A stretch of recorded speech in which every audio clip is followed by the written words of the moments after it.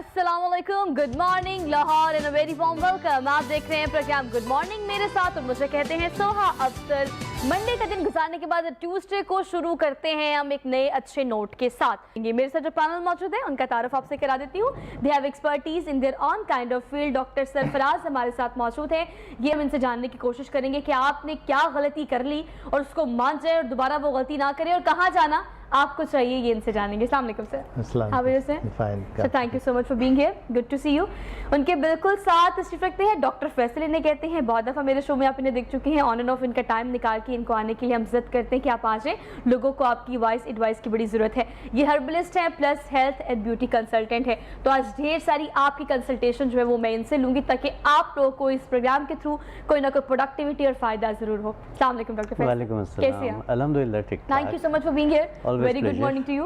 और आपको good morning करने के फौरन बाद इस मौसम में पहला सवाल मेरा यही होना चाहिए कि सुबह सुबह उठकर आपकी पहली रूटीन स्किन केयर की या हेयर ट्रीटमेंट की क्या होनी चाहिए?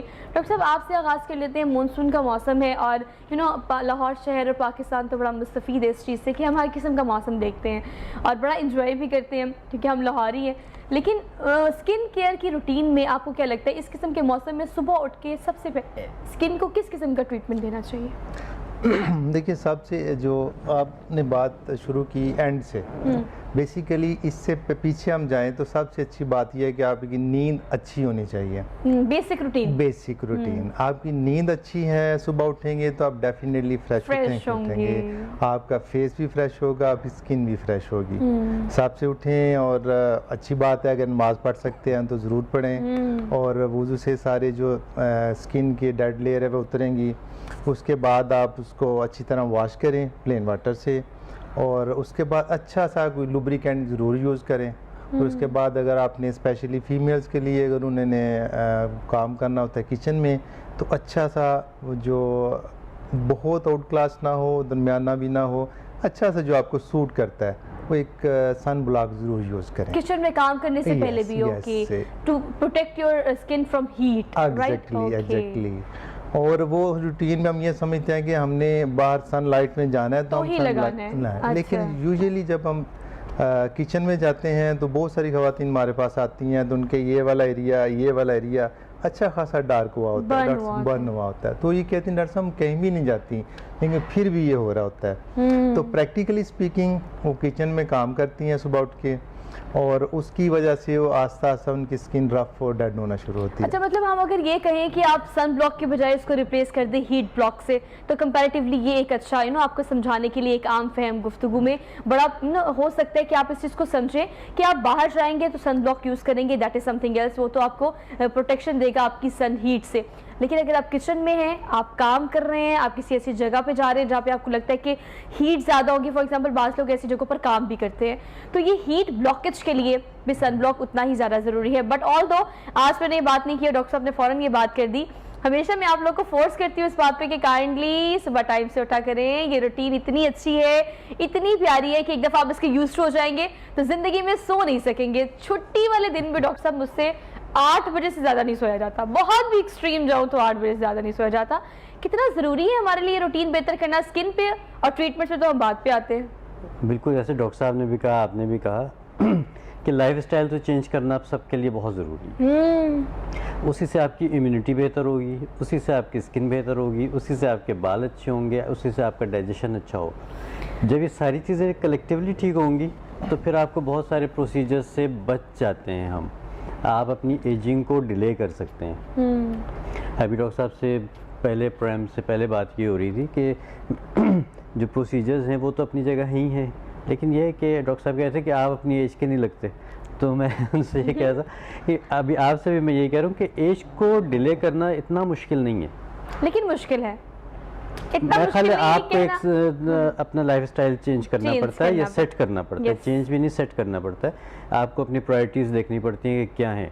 अब बिला वजह रात को लेट नाइट जागते रहेंगे, स्क्रीनिंग करते रहेंगे तो इसकी रेस भी पड़ रही हैं, स्ट्रेस भी पड़ रहा है, वही सब कुछ आपकी स्किन पे और बालों पे आना शुरू हो गया। और ये वो नुकसान है जो हम मुफ्त का ले रहे होते हैं। बिल्कुल ऐसे ही आप देखें आजकल टीन एजर्स जो बच्चे बच्चियाँ हैं उनके चेहरे पे रौनक ही नहीं है, बिल्कुल डल स्किन हैं, बिल्कुल मुरझाए हुए चेहरे हैं, इसलिए कि रात को लेट नाइट जंक खाते हैं, उसके बाद बैठे रहते हैं, कोई फ्रेश डाइट नहीं है, कोई फ्रेश एक्टिविटी नहीं है, तो उसकी वजह से सारे प्रॉब्लम्स आ रहे हैं। अच्छा आपको तो डॉक्टर साहब ये मुझे ऐसा भी लगता है कि अगर आप एक दफ़ा जल्दी सोने के या फिर रात को सोने के, जल्दी की बात नहीं कह रही, मैं नहीं कह रही कि आप 10 बजे सो जाएं, 9 बजे सो जाएं, हालांकि सो जाना चाहिए, लेकिन अगर आप 12 बजे के बाद भी रात की नींद लेते हैं और सारी रात सुकून से सोते हैं और सुबह 6-7 बजे भी उठते हैं, तो यकीन करें रात की 1 घंटे की नींद सुबह के 4 घंटों के मुतरादिफ है और आप इस चीज़ को रिप्लेस नहीं कर सकते। आप सोचिए कि मैंने एक जगह पढ़ा था कि जब आप एक्सरसाइज करते हैं तो आपके जिस्म से जो स्वेटिंग होती है और जो रेज आपके जिस्म से बाहर निकलती है वो एक इस तरह से एक टॉक्सिक है कि उसके बाद आपको फील होता है कि you are having something like drugs और इस तरह की चीज़, मतलब वो एक नशा आपको दे देता है, इतना रिफ्रेश होने का नशा। तो ये चीज़ें करने के बाद पता लगती है, वो सोने का नशा हो, भागने का हो, जॉगिंग करने का हो या एक्सरसाइज करने का हो, ये जब तक आप करेंगे नहीं ना एक्सपीरियंस आपको समझ नहीं आएगा। तो एक दफ़ा करना पड़ेगा। जो बंदा रात को सोने का आदी हो ना, मतलब मुझे नहीं लगता कि मैं 8 घंटे की नींद अगर मैं नहीं लूँगी तो मुझे लगता है मैं मर जाऊँगी। मतलब 8 घंटे की नींद इतनी ज़रूरी है मेरे लिए, बिकॉज मेरी बॉडी यूज टू है, मेरा माइंड यूज टू है। डॉक्टर साहब इस हवाले से बताइएगा कि चलिए हम नींद की बात कर रहे हैं, लेकिन हम डायरेक्टली रिलेट करते हैं इन चीज़ों को अपनी अपीयरेंस से। अगर हम अच्छा सोते हैं, टाइम से सोते हैं, टाइम से खाते हैं, तो हमारा फेस बिल्कुल ठीक रहता है, पिंपल्स नहीं निकलते हैं, रिफ्रेश रहता है। अच्छा, बालों की रूटीन की भी हम बात करेंगे। हम ट्रीटमेंट्स में आते हैं, लेकिन ट्रीटमेंट्स में जाने से पहले हम डैमेज का कॉज देख लेते हैं कि हमारा डैमेज कॉज क्या है। अब अगर नींद की बात कर लो या हमारी डेली रूटीन की बात कर लो, तो बाल आजकल पहले ज़माने में इतने लंबे लंबे बाल हुआ करते थे ख़वातीन के। मेरे अब्बा को आज भी बहुत शौक है कि मेरे बच्चों के बाल लंबे हो, मेरी बेगम के बाल लंबे हो, लेकिन होते ही नहीं है। इसके पीछे क्या आपकी रूटीन की क्या इन्फ्लुएंस है, क्या वजह है? एक्चुअली ना, जो डॉक्टर साहब ने बात की, बात वही है, ना हमने अच्छा खाना है, ना हमने अच्छा सोना है, और ना हमने अच्छा सोचना है। मैं तो बहुत अच्छा सोती हूँ, फिर मेरे बाल नहीं बढ़ते। नहीं, उसकी बात ये है ना, कुछ जेनेटिकली हैं, उनको हम चेंज नहीं कर सकते। कुछ फैक्टर ऐसे हैं जो हम इंटरनल केमिस्ट्री ठीक करेंगे। देखिए, हमने ट्रीटमेंट से आपकी एक्सटर्नल केमिस्ट्री बेहतर कर दी, ठीक है। इंटरनल केमिस्ट्री हम ठीक नहीं करते तो डेफिनेटली वो डैमेज आएगा ही आएगा। जैसे उसमें अच्छी नींद है, उस दौरान क्या होगा कि आपकी टोटल जो बॉडी में डैमेज हुआ है पूरे दिन का, और अल्लाह ताला ने उसको रिपेयर करना है, ठीक। और वो आप वाली बात जो अर्ली आवर्स की स्लीप है, उसमें सर्टन हार्मोन्स हैं, वो जब निकलते हैं तो आपकी पूरी बॉडी को अच्छा रिपेयर मिलता है। आप 10 बजे सो जाते हैं और उसमें आपकी हेयर भी रिपेयर हो रहे होते हैं, आपकी स्किन भी होती है, आपकी इंटरनल इम्यूनिटी भी स्ट्रांग होती है। आप सब उठते हैं तो आपकी हर चीज़ फ्रेश होती है। और उसके लिए फिर आपकी अच्छी डाइट, टाइम पे खाना, टाइम पे सोना, फ्लूइड इनटेक आपका बहुत अच्छा होना चाहिए। उससे अगर आप देखिए, हमारे पास पेशेंट आते हैं तो इतनी अच्छे खासे खाते पीते होते हैं, लेकिन उसकी स्किन ऐसे लगती है जैसे कि झोंपड़ी में रहते हैं, इनको कभी कोई खाया भी है नहीं। खाते क्या है, that is a question mark. Yes, और कब खाते हैं ये भी बहुत कब। मैं 12 बजे 2 बजे उठी थी, नाश्ता किया मैंने थोड़ा सा, तो डॉक्टर साहब उसके बाद दिल नहीं करता। डेफिनेटली दिल नहीं करेगा जब अपने आप सिस्टम को रेगुलराइज नहीं करेंगे। और उसके लिए जो आपने बात की कि हम अपनी चीज़ों को रीवैम्प करें, रीएडजस्ट करें, तो वही चीज़ों में रहते हुए आपकी सारी चीज़ें बेहतर, स्किन भी बेहतर होगी, आपकी लुक भी अच्छी होगी, आपकी बाल भी अच्छे होंगे, बाल नहीं गिरेंगे। लोग कहते हैं डॉक्टर साहब हमारा ट्रीटमेंट कर दें बस बाल सीधे हो जाएं।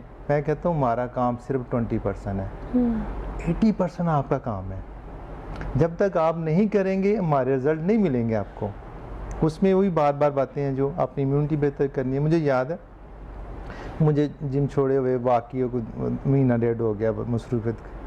मैं जब अपने जॉगर चेंज करता हूँ तो I feel change in my body. Exactly, even a initiative to walk toward. Yes yes. तो उसमें वो कहते हैं कि ऐसे हार्मोन्स, केमिकल निकलते हैं जो आपके स्पिरिचुअल, फिजिकल और इमोशनल तीनों लेवल पे आपको रिलैक्सेशन देते हैं। Yes yes. और आप देखें कि जितने गोल्फर्स हैं, गोल्फ खेलने वाले हैं या जिम जाने वाले हैं, ये सॉफ्ट स्पोकन होंगे, उनको गुस्सा कम आएगा, कम रिएक्टिव होंगे, और बॉडी में आप लाइफ में बहुत पॉजिटिव होंगे।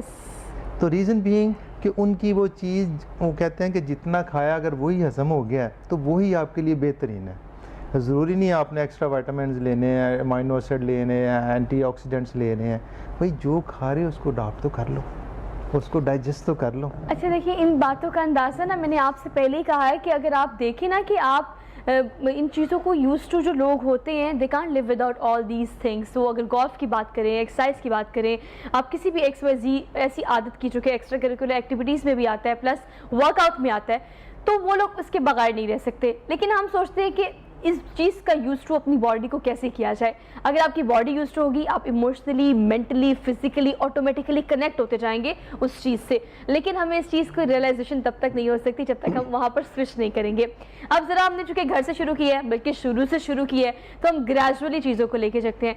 डॉक्टर फैसल ये बताएगा कि इस हवाले से हमने बात कर ली, चले रूटीन बेहतर करें, ये तो ज्ञान आप भी देते हैं अपने आने वाले कस्टमर्स को, मैं भी शो में रोज़ाना की बुनियाद पर ये कह रही होती हूँ, लेकिन ये करना इन्होंने है और अपनी मर्जी से करना है। सेकेंडली हम चले घर की तरफ चलते हैं। अब घर का किचन जो है मुझे लगता है it's a solution for everything, मुझे ऐसा लगता है। You are right. मैं मुझे कोई मसला होता है ना, तो मैं बहुत कम कोई दवाई लेती हूँ, मैं बहुत कम कोई मसला मसाइल हो, वो पेट का हो, सर दर्द का हो, XYZ हो, बालों का हो, फेस का हो, मैं घर में करती हूँ। एक छोटा सा टोटका भी आप लोगों से बातों बातों में शेयर कर लेती हूँ। कोई पिंपल हल्का सा निकलने लगता है ना, तो मैं लहसुन लेती हूँ और उसको हाफ करती हूँ और उसको यहाँ पे उसका पेस्ट लगा लेती हूँ और सुबह तक वो नहीं निकलता। ट्रस्ट मी, नहीं निकलता, आप भी ट्राई करें। अच्छा, अब ये किचन पे कर लेते हैं डॉक्टर फैसल। किचन में ऑलमोस्ट हर चीज़ का सोल्यूशन है, वो बालों का हो, क्योंकि आप हेल्थ एंड ब्यूटी कंसल्टेंट है, तो किचन में और घर के टोटके जैसे अम्मा, दादी, नानी के टोटके होते हैं, उससे किस तरह से स्किन और अपने बालों को बेहतर किया जा सकता है?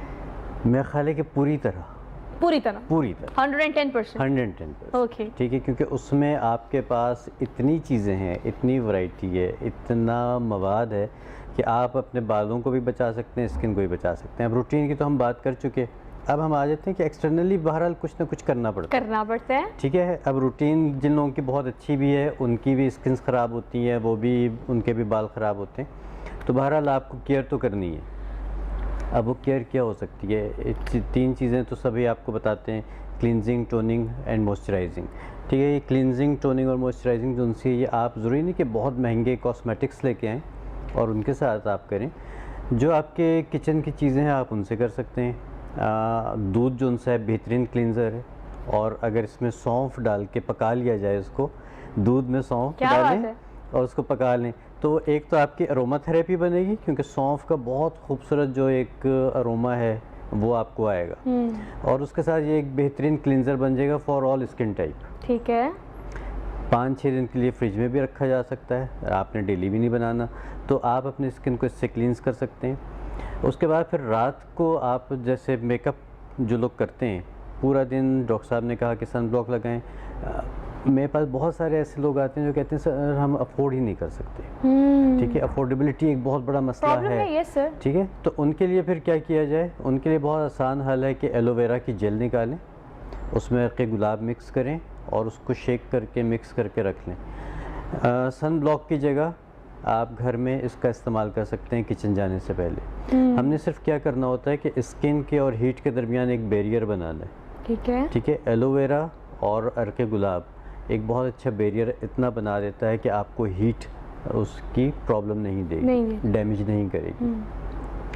रात के टाइम पे कोकोनट ऑयल या आलमंड ऑयल, इसका अपवर्ड डायरेक्शन में आप मसाज करें, आपका बेहतरीन एंटी एजिंग भी है, आपकी बेहतरीन क्लींजिंग भी हो जाती है और आपकी स्किन बहुत अच्छी मॉइस्चराइज भी हो जाती है, फ्रेश हो जाती है।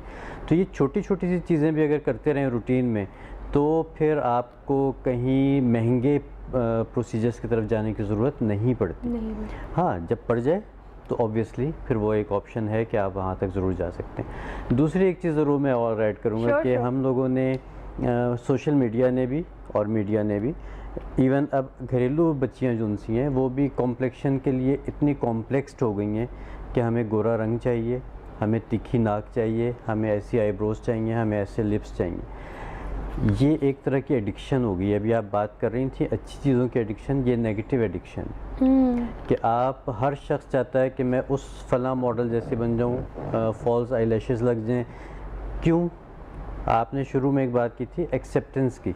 सबसे पहले आप एक्सेप्ट कीजिए कि अल्लाह ताला ने आपको जो बनाया है वो अल्लाह ताला ने आपको बेहतरीन बनाया है। The way you are। ठीक है, अल्लाह ने किसी वजह से आपको इस तरह का बनाया है। अब अगर आप उसमें अमेंडमेंट्स करते रहेंगे तो कहीं ना कहीं लेटर स्टेज पे जाके आपको प्रॉब्लम ज़रूर हो जाएगी। डेफिनेटली होगी, ये हम रियलाइज़ नहीं करते। ये हम रियलाइज़ नहीं करते, हम वक्ती खूबसूरती को देख रहे होते हैं कि हो ये हो गया ये हो, लेकिन उसके लॉन्ग टर्म इफ़ेक्ट्स ये होते हैं। पिछले दिनों में एक आर्टिकल देख रहा था, उस पर यूट्यूब पे देख रहा था, एक खातून है, उन्होंने अपने आप को बारबी डॉल जैसा बनवाया है और उन्होंने कितनी मल्टीपल सर्जरीज करवाई हैं और अब प्रॉब्लम ये है कि वो ना उठ सकती हैं, ना बैठ सकती हैं, ना कुछ कर सकती हैं। मतलब ये चीज़ें बाद में इतनी लेवल पे जाके ये कॉस्मेटिक सर्जरीज आपको प्रॉब्लम देती हैं। बट यस, थोड़ी बहुत जो हल्की फुल्की टचिंग जिसको हम कहते हैं वो करवाने में कोई इतना मुज़ायक़ा नहीं होता। अच्छा, बहरहाल देखिए आपने बड़ी खूबसूरत बात की। अगर हम थोड़ा सा आगे बढ़े और स्टेप फॉरवर्ड करें तो डैमेज इज़ डन। अगर आपने ये चीज़ कर ली है, if you are done with all these kind of treatments जो कि आपने देखे हैं, जिसमें आपने नाक ठीक करानी है, आईब्रोज परमानेंट करानी है, जिसमें बहुत सारे प्रोसीजर्स हैं। अब ये प्रोसीजर्स मार्केट में हैं, डॉक्टर्स इन्हें यूज़ कर रहे हैं, कस्टमर्स आकर अवेल कर रहे हैं सर्विसेज, ये सब कुछ हो रहा है। ये आपको भी पता है, ये मुझे भी पता है, लेकिन आपने किस पॉइंट पर आकर इस चीज़ को अवेल करना है, ये एक क्वेश्चन मार्क है। अगर यंग बच्चियाँ ये चाहती हैं कि अब दीपिका पादुकोण की तरह लगे, करीना कपूर की तरह आपका फेस हो, और XYZ जो मॉडल्स हमारी हैं, जो जिन्हें हम रोल मॉडल्स कंसीडर करते हैं, जो कि मॉडलिंग के तौर पर, लेकिन अब आपने देखना ये है कि किस एज में जाके आपको इस चीज़ की ज़रूरत है। अगर एंटी एजिंग की बात की जाए तो ठीक है, एक स्पेसिफिक एज के बाद अगर कोई चीज़ मसाइल कर रही है, कोई मसला पैदा कर रही है, तो उसको ठीक किया जा सकता है। डॉक्टर साहब, इस पर चलिए हम आ जाते हैं अब फाइनली प्रोसीजर्स पर, क्योंकि बड़े अच्छे से डॉक्टर फैसल ने इस चीज़ को एलेबोरेट किया कि इन सबसे बचने के लिए घर का किचन आपका वाहिद सोल्यूशन है जो कि आप अवेल कर सकते हैं। बट फॉर एग्जाम्पल, अगर बाजू का डैमेज बड़े ज़्यादा होते हैं, आपकी छाइयाँ बहुत ज़्यादा होती हैं, फेस के कुछ रिंकल्स, बड़े सारे ऐसे प्रॉब्लम होते हैं जिनका कोई सोल्यूशन देसी नहीं निकल रहा होता, लेकिन अब अगर हमने जाना है तो क्या एज होनी चाहिए? आपकी कंसिडरेशन इस हवाले से क्या है? अगर एंटी एजिंग की बात की जाए, बालों की बात की जाए, PRP की बात की जाए या हाइड्रा की बात की जाए, किस एज के बाद you need all these treatments in your life? अच्छा, इसमें ना बहुत ही अच्छा क्वेश्चन किया और लोगों की कन्फ्यूजन होती है। अच्छा, इसमें जो डॉक्टर साहब ने बात की कि हमने हीट और आपकी स्किन के दरमियान बैरियर देना है, जो हम ट्रीटमेंट से कर रहे हैं वो भी एक तरह का बैरियर ही है, और हम उसको कहते हैं anti ageing and regenerative treatments. ठीक है, कि एज की वजह से जो चेंजेस आ रही हैं हमने उसको डिले करना है, ख़त्म नहीं कर सकते हम, मुमकिन नहीं है, आपको भी पता है।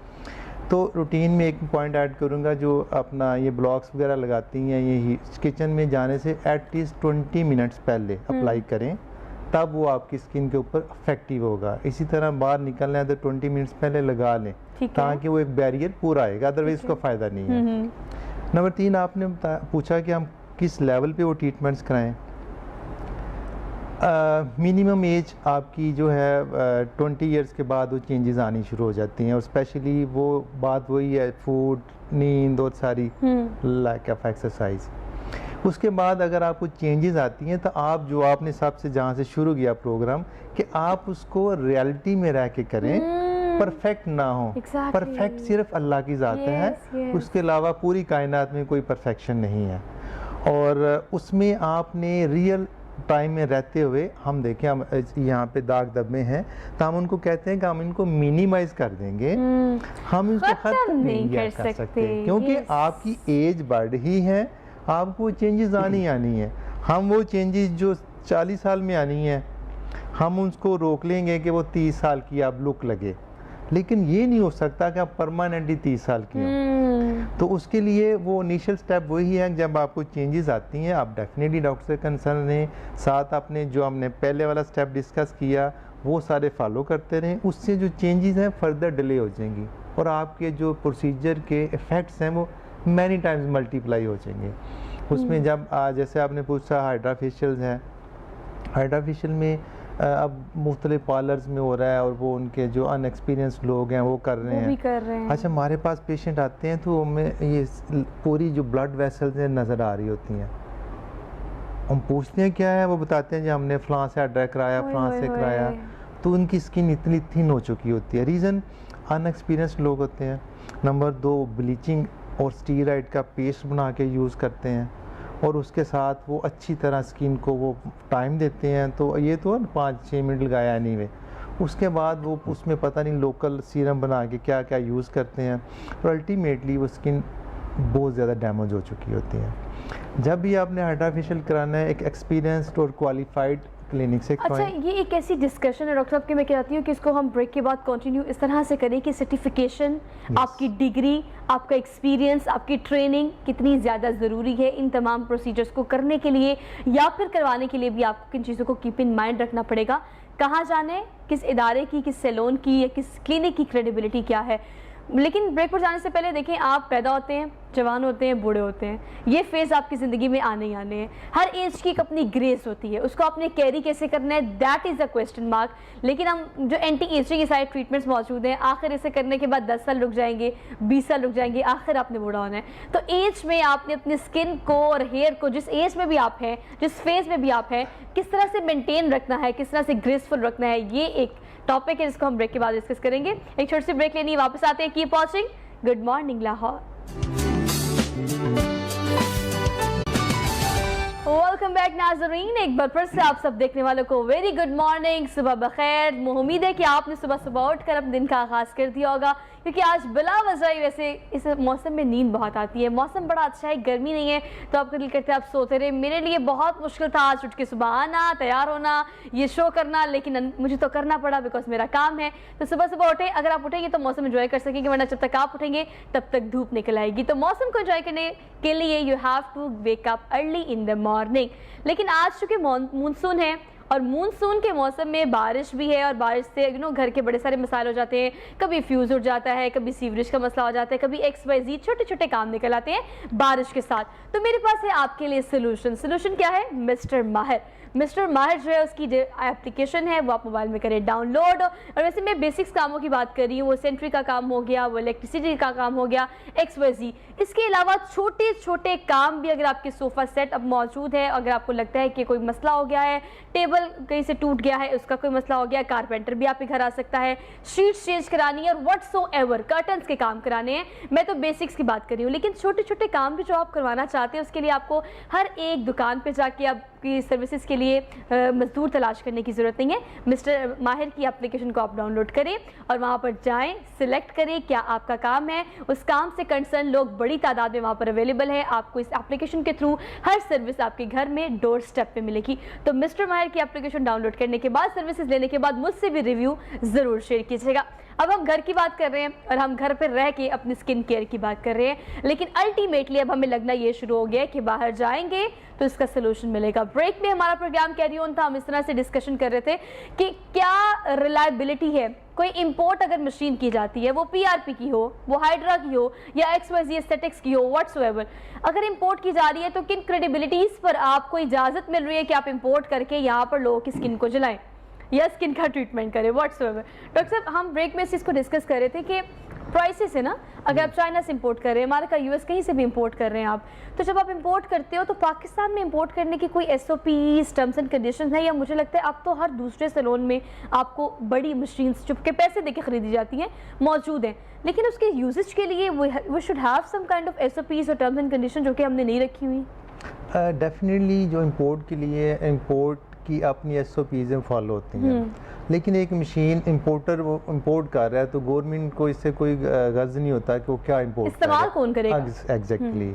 अब जिसने आगे इस्तेमाल करना है उसके लिए फिर हेल्थ कमीशन वाले हैं, वो उसको फॉलो करते हैं कि उसके लिए सर्टन SOPs हैं कि उसके पास एस्थेटिक का सर्टिफिकेशन होना चाहिए, डिप्लोमाज होने चाहिए, उसकी ट्रेनिंग होनी चाहिए और फिर कंटिन्यूस ट्रेनिंग होनी चाहिए कि उसके अंदर नई इनोवेशंस क्या आ रही है और अगर वो आ रही हैं वो अडॉप्ट कर रहे हैं कि नहीं। एक बंदा वो पहले ही पुरानी लेज़र लेके बैठा हुआ है जो आज से 60 साल पहले इन्वेंट हुई, और आज का जो लेज़र है there is hell of difference. उसमें इतनी एप्लीकेशंस हैं कि हम सोच भी नहीं सकते कि हम इतना आगे जा चुके हुए हैं। तो उसके लिए कुछ, जैसे मैं बात कर रहा था हाइड्रा फेशियल की, तो उसमें 50,000 की भी हाइड्रा फेशियल अवेलेबल है, उसमें 30 लाख की भी हाइड्रा फेशियल अवेलेबल है। तो डेफिनेटली टेक्नोलॉजी चेंज होती है तो उसकी फिर कास्ट भी बढ़ती है। तो कास्ट लोग बियर नहीं करते, वो कहते हैं जी वहाँ पे तो 5,000 का हाइड्रा सस्ता हो रहा है, तो आए होते हैं वो 50 लाख की गाड़ी पे, लेकिन वो कहते हैं जी हमने 5,000 वाला करवाना है, तो 5,000 वाली चीज़ें भी फिर वही देते हैं। exactly. अगर वो आपको 15,000 की चीज़ें दे रहे हैं, 15-20,000 में कर रहे हैं, तो डेफिनेटली वो सारे प्रोटोकॉल जो मेडिकेटेड होगा, जिसमें एक्सफोलिएशन होगी, जिसमें क्लिनजिंग होगी, जिसमें हाइड्रेशन होगी, आपकी स्किन टाइप को एनालाइज करके वो पहले स्किन 3D एनालाइजर के साथ आपको एनालाइज करते हैं, फिर बताते हैं कि आपके लिए क्या क्या चीज़ें ज़रूरी हैं। ठीक है। 3 स्टेप में, पहला स्टेप मैंने कितनी देर करना है, किस लेवल पे करना है, दूसरा स्टेप मैंने करना है नहीं करना, कितनी देर के लिए करना है, इसी तरह तीसरा, फिर मैं उसको हाइड्रेशन कितनी देनी है, फिर मैंने पोस्ट उसको जो लो इंटेंसिटी लेज़र लाइट्स हैं उसकी थेरेपी LED मैंने कितनी देनी है, और उसके बाद मैंने मास्क यूज़ करना है नहीं करना। फिर ये है कि पोस्ट हाइड्रा हमने उसको क्या देना है, रूटीन के जो हाइड्राज हो रहे हैं उसमें अब नई चीज़ आ गई, हाइड्रा विद डर्माब्रेयंस, माइक्रो लेवल पे आपकी स्किन को अपग्रेड भी करती है और साथ उसकी एक्सफोलिएशन भी कर रही होती है। तो ये नई टेक्निक्स हैं, इसके लिए आपको कंटिन्यूस एजुकेशन की ज़रूरत होती है, उसमें बहुत सारे सर्टिफिकेशन कोर्सेज़ हैं, वो आप लेते हैं, अपने आप को अपडेट करते हैं और वही सर्विसेज आगे डिलीवर करते हैं। इस तरह मैं एक नई चीज़ आपसे शेयर करूं कि जो आगे हम एंटी एजिंग या रीजनरेटिव ट्रीटमेंट्स में स्टेम सेल ट्रीटमेंट्स आ रही हैं, उसमें अब इंसानों ने एक ऐसा जीन्स भी डिटेक्ट कर लिया जो कि हमारी एज को कंट्रोल करता है। यस, अगर उसको हम हाल्ट कर देते हैं, रोक देते हैं, तो आपकी एज बढ़ती नहीं या बहुत स्लो बढ़ती है। आपकी जो फिज़िकल एज है वो एक ख़ास लेवल पे रुक जाती है और आपकी जो फिज़िकल डेथ है वो भी मिनिमाइज हो जाती है। ये इस हद तक इंसान आगे जा चुका हुआ है। तो तभी मुमकिन है जब आप इन चीज़ों को फॉलो करेंगे।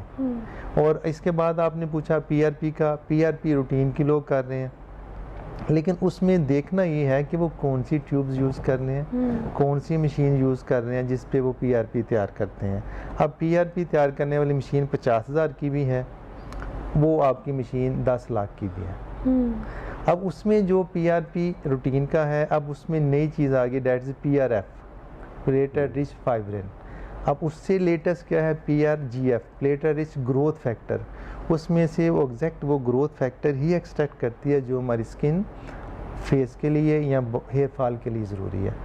तो वो चीज़ें तो डेफिनेटली अवेलेबल हैं। अब आपको इल्म, आपको भी इंफॉर्मेशन, जैसे आपने बात की कि आप खुद देखें कि क्या चीज़ें, आया एक डॉक्टर साहब बैठे हैं, उनकी क्वालिफिकेशन क्या है, उनका एक्सपीरियंस क्या है, बाकी जो वो इंस्ट्रूमेंट्स लेके बैठे हुए हैं आया वो रिलायबल हैं। आप उनसे पूछें कि सारी कौन सी टेक्नोलॉजी है जो आप लेजर की यूज कर रहे हैं। From where you got this all training sessions जिसकी बेस पर आप ये कर रहे हैं। आपको पता है आपने बड़ी टेक्निकलिटीज को बड़े अच्छे से एलैबोरेट की है, लेकिन इसकी मिसाल ऐसे है कि मैं रिलेट कर देती हूँ। आजकल चूंकि वैक्सीन मुफ्त मिल रही है तो हम कहते हैं भाई ज़रूर कोई मसला है, इसका मतलब मुफ्त मिल रही है ना, मतलब या तो कोई चिप लग गई है या कुछ इंडल्ज कर दिया है हमारे अंदर, या फिर हमने 2 साल बाद मर जाना है। कल मैं अपनी पूरी फैमिली को लेके गई वैक्सीन कराने के लिए और हमने कह के लगा कर इस चीज़ को डिस्कस किया कि 2 साल बाद हमने मर जाना है। हम तो तैयार थे इस चीज़ के लिए। मतलब ये अफवाह कहाँ से उड़ी है, कहाँ से ड्राइव हुई है? अगर आप कभी उस बंदे का पता लगाने की कोशिश करें तो सिरे से आपको वो बंदा मिलता ही नहीं है जिसने ये अफवाह उड़ाई है। तो इन अफवाहों पे कान ना धरे। लेकिन हमारी सोच ऐसी हो गई है, एक चीज़ कम पैसों में मिल रही है, अल्टीमेटली मुफ्त मिल रही है, तो हमें लगता है कि वो रिलायबल नहीं है। लेकिन कुछ चीज़ों में हमें इस फॉर्मूले को थोड़ा सा आगे पीछे करना पड़ता है। अगर एक चीज़ आपको 5,000 में अवेलेबल है तो आप देखिए कि उसके इंस्ट्रूमेंट्स क्या हैं, उसका किस तरह से यूज़ किया जा रहा है, आपको उसके फ़ायदे क्या होंगे, प्लस उसके नुकसानात भी कीप इन माइंड रख कर ही आपको ये ट्रीटमेंट कराना पड़ेगा। अगर आप किसी अच्छे कंसल्ट क्लिनिक पर जाते हैं तो ये काम कंसल्टेशन के बगैर आपको मेरे ख्याल से करना ही नहीं चाहिए। डॉक्टर साहब बहुत ज़रूरी है कंसल्टेशन। आप रिव्यू भी पढ़ लेते हैं क्योंकि आजकल आप 20,000 30,000 दे के अच्छा रिव्यू करा लेते हैं, रिव्यू का भी मसला नहीं होता। पहले मैं रिव्यू पर रिलाई करती थी, अब मैं इस चीज़ पर भी रिलाई नहीं करती। अब आप बीइंग एन कंसल्टेंट आप क्या सजेस्ट करते हैं कि कंसल्टेशन के बाद ही आपको इस चीज़ से जाना चाहिए बनस्बत ये कि आप यूट्यूब पे या इंस्टाग्राम पे किसी बंदे को देख लें और वो काम करा रहा हो और उसको देख के आप फैसला कर लें कि मैंने भी ये कराने की मेरी भी स्किन टाइप के लिए? बिल्कुल ऐसी। और जो ब्लॉगर्स हैं जो रिव्यूज़ कर रहे हैं, अनफॉर्चुनेटली उनको उस चीज़ का पता ही नहीं है कि वो रिव्यू किस चीज़ का कर रहे हैं। बस उनको एक अच्छा रिज़ल्ट मिला, उन्होंने बता दिया, उन्होंने एक क्रीम ली, उसका रिव्यू कर दिया, लोगों ने उस क्रीम का इस्तेमाल शुरू कर दिया। बिल्कुल ऐसे ही है। उनको ख़ुद नहीं पता कि वो किस चीज़ का रिव्यू कर रहे हैं, ना वो फार्मासिस्ट हैं, ना वो डॉक्टर हैं, ना वो कंसल्टेंट हैं, कुछ भी नहीं है। लेकिन वो रिव्यूज़ दिए जा रहे हैं और लोग उनको फॉलो किए जा रहे हैं। 2-3 दिन पहले मेरी भतीजी और भांजी मुझे कही थी, चाचू फलां ब्लॉगर से जो है ना अपना रिव्यू करवाएं। मैंने कहा क्यों करवाऊँ? मतलब जिस खातून को ख़ुद नहीं पता कि क्या चीज़ है, वो हर दूसरी चीज़ के रिव्यू कर रही हैं, उनके मिलियंस में फॉलोअर्स हैं, तो आप क्या क्रेडिबिलिटी एक्सपेक्ट करते हैं कि वो किस तरह की चीज़ों को लेकर रिव्यू कर रही हैं? प्लस मुझे जो एक एलिमेंट लगता है, आप इसको ज़रा फोकस कीजिएगा, they don't have experience yet. Yes, उस चीज़ का एक्सपीरियंस उन्होंने किया ही नहीं है, रिव्यू ऑन दैट रिव्यू दे रहे हैं। अब जैसे डॉक्टर साहब बात कर रहे हैं, देखिए आजकल अनफॉर्चुनेटली डॉक्टर साहब माजरत के साथ कि डॉक्टर्स ने एस्थेटिक्स क्लिनिक्स बना लिए, खुद बैठे हुए हैं वो सीट के ऊपर और उन्हें टेक्नीशियंस रखे हुए हैं, ठीक है। टेक्नीशियंस उनसे वो काम कर रहे हैं, अब उनको ना आपके फेस के एनाटॉमी का पता है, ना उनको ये पता है कि कितनी स्किन डीप आपने इंजेक्ट करना है, क्या चीज़ करनी है, लेकिन उनको बस बेसिक बताया हुआ है कि ये इंजेक्शन फ़र्ज़ कीजिए बोटॉक्स है कि इस तरह आपने लगाना है। अगर वो गलत लग जाता है, बोटॉक्स या कोई भी फिलर गलत लग जाता है, तो टेम्प्रेरी तो आपको प्रॉब्लम देगा ना कि आप डी शेप हो सकते हैं, बेशक वो रिवर्सेबल है, बेशक वो 2 महीने 3 महीने बाद ठीक हो जाएगा, लेकिन आपको प्रॉब्लम तो दिया। तो डॉक्टर्स को ये चाहिए कि डॉक्टर्स ये वाली ट्रीटमेंट्स खुद करें, जिन्होंने सीखा हुआ है, जिनको पूरी एनाटॉमी बॉडी की पता है, फेस की पता है, वो ये प्रोसीजर्स करेंगे तो शायद डैमेजेस कम से कम हो जाएंगे। नई टेक्नोलॉजी को इस्तेमाल करने में कोई हर्ज नहीं है, यकीनन जैसे जैसे एडवांसमेंट्स होती हैं आपको जाना पड़ता है आगे, लेकिन उसके साथ साथ आपको क्रेडिबिलिटी ज़रूर चेक करनी चाहिए। दूसरी बात ये कि आप ये सारी ट्रीटमेंट्स करवा लीजिए, उसके बावजूद भी डॉक्टर साहब भी एग्री करेंगे कि आपको मेंटेनेंस हर हालत में करनी है। ऐसा नहीं है कि आपने एक दफ़ा PRP करवा लिया, सेशंस कंप्लीट करवा लिए, उसके बाद आपने ज़िंदगी भर का सर्टिफिकेट ले लिया कि अब मैं कभी स्किन ख़राब नहीं होगी, ऐसा कुछ नहीं होता। आपको मेंटेनेंस मुस्तकिल करनी पड़ती है। अच्छा, मेंटेनेंस के लिए क्या किया जा सकता है कि PRP के सेशंस हो गए, उसके बाद मेंटेनेंस के लिए फिर अगेन वही कि आप नेचुरल कॉस्मेटिक्स यूज़ कर सकते हैं, ऑर्गेनिक कॉस्मेटिक्स यूज़ कर सकते हैं। ज़रूरी नहीं कि आप महंगी साइट पे जाएं, आपने मेंटेन ज़रूर करना है। अभी आप बात कर रही थी कि आपके बाल लंबे नहीं होते या इस तरह के प्रॉब्लम्स हैं। बाल हर चीज़ का एक लाइफ स्पैन है ना, बाल ने गिरना भी है, बाल ने टूटना भी है, बाल ने ख़त्म भी होना है। मकसद उसका क्या होता है, हम जो ऑयलिंग करवाते हैं, सीरम्स लगवाते हैं या PRP होती है, जो भी चीज़ें हैं कि आपके वो बाल हेल्दी रहें, जो हैं वो हेल्दी रहें, लंबे अरसे तक चलें, या जो गिर गए हैं वो दोबारा से आपके आ जाएँ नेचुरली। रीग्रोथ बहुत मुश्किल काम है, स्पेशली आदमियों के लिए तो बहुत ही मुश्किल काम है, ख़वातीन में फिर भी रीग्रोथ बेहतर होती है। ठीक है। तो इस तरह से जो मेंटेनेंस फेज़ है आपका, वो आपने हर हालत में जारी व सारी रखना है। चाहे आपने जो मर्ज़ी ट्रीटमेंट ले ली, उसके बाद आपने अपनी स्किन को और बालों को अगर मेंटेन नहीं किया, तो आप 6 महीने, साल, 1.5 साल के बाद दोबारा उसी जगह पे खड़े होंगे जहाँ से आपने स्टार्ट लिया। बिल्कुल ऐसे ही है। तो इन चीज़ों को सबको नज़र में रखते हुए, अब तो लोग इतने इंटेलिजेंट हैं कि वो आके हमसे बाकायदा सवाल करते हैं कि डॉक्टर साहब ये इस तरह से वहाँ पे हुआ था तो आप क्यों नहीं कर रहे। उनको कन्विंस करना मुश्किल हो जाता है कभी कभी क्योंकि जो गूगल आंटी हैं या गूगल अंकल हैं, जो भी हैं, उन्होंने इतना प्रॉब्लम क्रिएट किया हुआ है कि लोग पढ़ के आ जाते हैं। अब मेरा 22 साल का अल्हम्दुलिल्लाह एक्सपीरियंस है, क्लिनिकल एक्सपीरियंस। डॉक्टर साहब का माशाल्लाह अपना बहुत बड़ा एक्सपीरियंस होगा, जितने भी बैठे हुए। तो कंसल्टेशन जो उनसी है, उसके बगैर आपने कुछ नहीं करना, तब कुछ भी नहीं करना। आपने कोई छोटा से छोटा प्रोसीजर भी करवाना है तो आपने प्रॉपर किसी डॉक्टर के पास जाना है। एक दफ़ा फ़ीस ही पे करनी है ना, किसी बड़े नुकसान से तो बेहतर है कि आप 2000-3000 फीस पे करें, प्रॉपर कंसल्टेशन लें और उसके बाद आप अपनी ट्रीटमेंट करा लें। अच्छा डॉक्टर साहब, आप कंसल्टेशन की बात कर रहे हैं तो ठीक है, you know it's a kind of regular checkup कि आप एक चीज़ का रेगुलर चेकअप कराते हैं, नॉर्मली किसी के पास जाते हैं, उसको फ़ी देते हैं, अपनी सेहत को लेके, अपनी फेस को लेके और अपने बालों को लेके आप कंसल्टेशन करते हो। लेकिन मेरा एक क्वेश्चन ये भी है मेरे पूरे पैनल से कि आप जब किसी डॉक्टर के पास जा रहे हैं, for example just for the sake of कि उसको अपने प्रोफेशन के साथ, अपनी डॉक्टरशिप के साथ उसको ऑनेस्ट होना है, लेकिन ये कि आपके पास एक कस्टमर आ गया, you have to avail that customer. आपने सिर्फ उसको कन्विंस कर लेना है, भाई तुम ये मत कराओ, ये करा लो, ये मत कराओ, ये करा लो, ये नहीं कराना तो ये करा लो। मतलब हमने एक कस्टमर को अवेल करना ही करना है। You need to be honest with your profession, right sir. आप देखिए, आपके पास कोई पेशेंट आएगा, उसको नहीं ज़रूरत, तो आप एक दफ़ा से कहेंगे बेटा अगर आपको नहीं ज़रूरत तो मत कराओ, आपको क्या ज़रूरत है कि मुझे तो पैसे आपसे नहीं तो किसी और से मिल जाएंगे। लेकिन ये काम मार्केट में कम किया जा रहा है। आपके पास कोई कस्टमर आ जाते हैं, अगर आप उसे इस चीज़ से मना करते हैं तो कहते हैं कोई बात नहीं, चीक्स ऊपर करा लो, मतलब समथिंग लाइक इस तरह के डॉक्टर्स मार्केट में मौजूद हैं। उसकी एक बेसिक रीज़न है। अब मुझे याद पड़ता है कि कुछ पेशेंट आते हैं जिनको किसी मेडिसिन की ज़रूरत नहीं होती, ठीक, ठीक है, हम उनको देख के एजुकेटेड है, समझ है, हम उसको कहते हैं कि ये चीज़ें थोड़ी सी लाइफ मॉडिफिकेशन है, ये चीज़ें आपने फॉलो करनी है और ये सारा मसला आपका हल हो जाएगा। वो आपकी बात सुन के जाते हैं, 5 कदम पीछे फिर वापस आते हैं, कहते हैं डॉक्टर साहब वो असी देखो इन्नी दूरों आए हैं, इन्ना वेट भी किया है तो दवाई तो हम लिख के नहीं देते।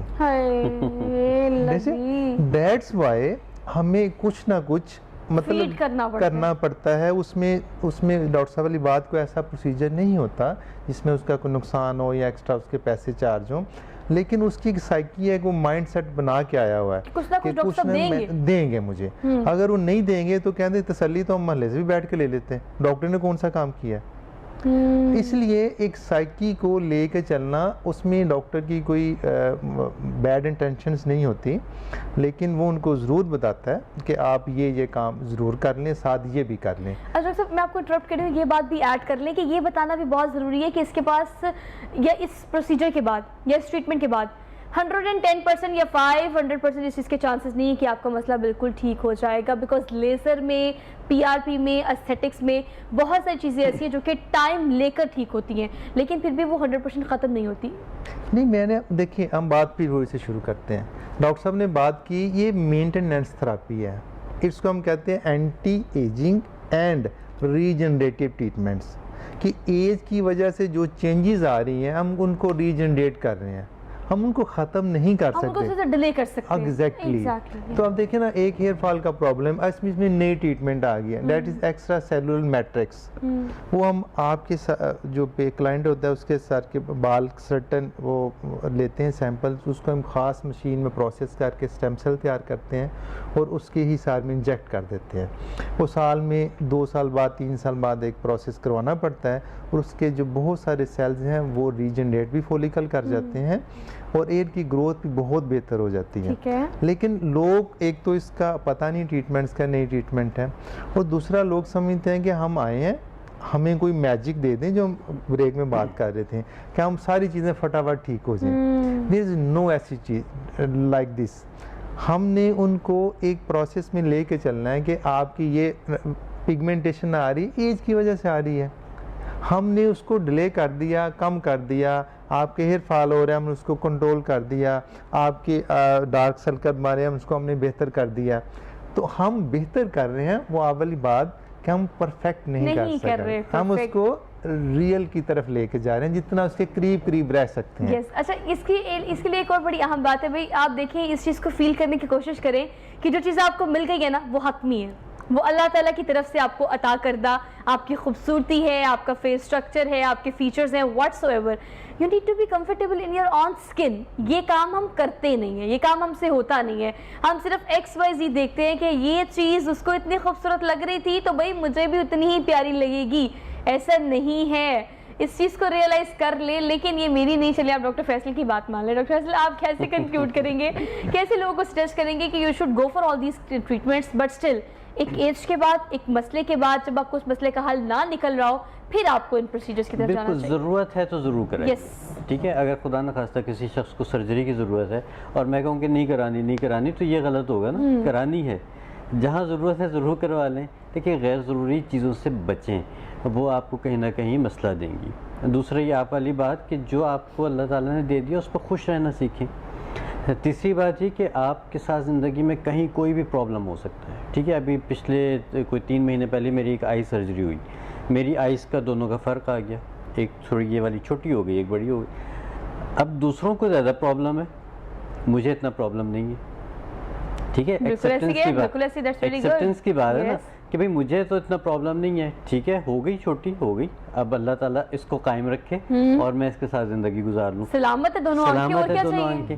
अब हल्का फुल्का अगर स्वेलिंग की वजह से या किसी वजह से वो छोटी बड़ी लगती है तो मुझे इसमें कॉम्प्लेक्स में नहीं आना चाहिए। मुझे अपने अंदर, देखें, आपको क्या चीज़ें कॉन्फिडेंस देती हैं, शक्ल ज़रूर देती होगी, लेकिन आपकी एजुकेशन, आपका कैरेक्टर, आपकी फैमिली बैकग्राउंड, आपका ब्रॉटअप, अगर ये सब चीज़ें आपके साथ मौजूद हैं, आपकी फैमिली सपोर्ट आपके साथ मौजूद है, तो आप किसी भी डिसेबिलिटी तक की मैं बात कर रहा हूँ कि आप उससे भी गुजर सकते हैं। तो ये हल्के फुल्के जो आपके नज़र में नुक्स हैं, दूसरे की नज़र में नुक्स नहीं है। देखें अल्लाह ताला ने हर एक की पसंद अलग बनाई है। मुझे कोई और चेहरा पसंद आएगा, डॉक्टर साहब को कोई और चेहरा, आपको कोई, तो ये अल्लाह ताला की वैरायटी है ना।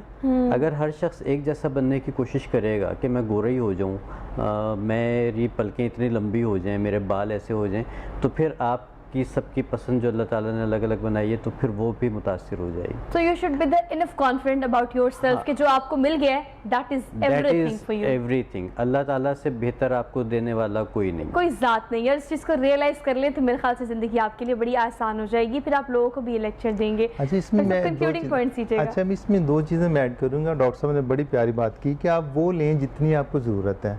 अब कुछ चीज़ें ऐसी हैं जिनके लिए डेफिनेट ट्रीटमेंट ज़रूरी है। मसलन जैसे फीमेल में स्ट्रेस यूरिनरी इनकॉन्टिनेंस है, 40 के करीब जाके उनकी परमानेंट प्रॉब्लम रहती है, प्रेगनेंसीज हुई, फ्लोर एब्डोमेन वीक हो गया, उसमें कफ से, स्नीजिंग से, हल्की सी टेंशन से कपड़े वेट हो जाते हैं, तो उसकी रूटीन में मेडिकल सर्जरी में कोई ट्रीटमेंट नहीं है। तो उसके लिए फोटोना लेज़र में एक बहुत ही अच्छी ट्रीटमेंट है जिसके साथ 2 से 3 ट्रीटमेंट ऑलमोस्ट उनका प्रॉब्लम ख़त्म हो जाता है। really good. ये उसकी ज़रूरत है, ठीक है। अगर हम बाकी चीज़ों की तरफ आते हैं तो वो जितनी जिसको अल्लाह ने दिया है उसके हिसाब से अपने आप को बेहतर करे। अल्लाह ताला, वो एक आयत है कि अल्लाह ताला खूबसूरत है और ख़ूबसूरती को पसंद फरमाता है। खूबसूरती रहना, अपने आप को मेंटेन रखना इंसान का बुनियादी हक है। उस पर डेफिनेटली इन्वेस्ट करें, अपने ऊपर करें, अपने इन्वायरमेंट पे करें, अपने जो हमारे, हम सिर्फ बात करते हैं एस्थेटिक्स ही, जो डॉक्टर साहब ने बात की, हम करेक्टर एस्थेटिक्स की बात नहीं करते। जो कि इतना स्ट्रॉन्ग होना चाहिए कि आपकी जो फेस की लुक है वो इंटरनल करेक्टर से ही बनती है। तो इसके लिए हम एक नया कंसेप्ट मैंने शुरू किया है, that is happy marital life. इसमें मैंने बहुत सारा काम किया है जिसमें हम देख रहे हैं कि दिन ब दिन डे 1 से लेके 6 मंथ तक फीमेल क्लेम कर रही हैं डिवोर्स के लिए। जब हम उनको बिठा के पूछते हैं उनके दरमियान कोई रीज़न नहीं होती, हम लेके आ रहे हैं उनको हैप्पी मैरिटल लाइफ में। एक बहुत बड़ा हमारा पैनल बन रहा है जिसमें हम उनकी फिज़िकल, एथिकल और स्पिरिचुअल रिलेशनशिप को हम स्ट्रॉन्ग करेंगे। That's really good. और उसको हम कंसेप्ट देंगे कि आप किस तरह अपने आप को दोबारा रीवैम्प अपने रिलेशनशिप कर सकते हैं। That is basically ethics. जो हम बात करते हैं एस्थेटिक की, वो आपकी करेक्टर बिल्डिंग है, आपके रिलेशनशिप है। मैं उनको कहता हूँ आपके रियल जो एस्थेटिक सेंस है आपकी, आप उनको लेके आए। आपने बड़ी खूबसूरत बात की आपने कि आप करेक्टर एस्थेटिक्स की बात क्यों नहीं करते। आपको मैंने प्रोग्राम के आगाज़ में कहा, कंक्लूडिंग में एक बार फिर से मैं आपको सिर्फ ये बात बता दूं कि आपका जो रियलिस्टिक होना है, real is more beautiful then perfect. आप जिस चीज़ की परफेक्ट की तगदों में लगी है, ज़रा उस तगदों से निकले, जो आपको मिल गया है उसे चैरिश करें, उसे कैच करें। वो आपका बैकग्राउंड, आपके पेरेंट्स, आपकी फैमिली, आपका काम, जो भी चीज़ें आपके इर्द गिर्द हैं वो एक ब्लेसिंग है। उसे कैच करें और खुश रहें। इसी थॉट के साथ अपनी मेज़बान सुहासिल को दीजिए इजाज़त। इंशाल्लाह आपसे मुलाकात होगी कल। अपना बहुत सारा ख्याल रखिएगा और कोविड-19 की वजह से प्रिकॉशंस ज़रूर कीजिएगा। अल्लाह हाफ़िज़।